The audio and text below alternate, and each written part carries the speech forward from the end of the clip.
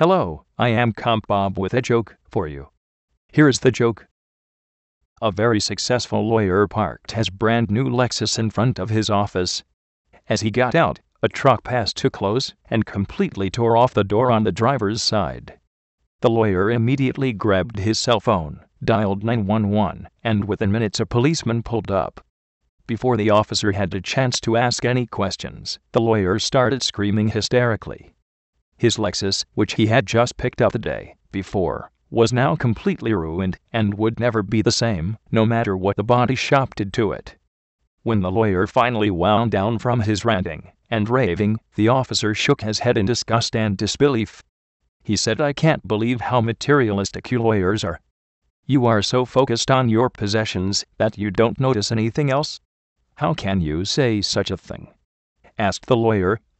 The cop replied, "Don't you know that your left arm is missing from the elbow down? It must have been torn off when the truck hit you." The lawyer looked at his arm and screamed, "My God! Where's my Rolex?"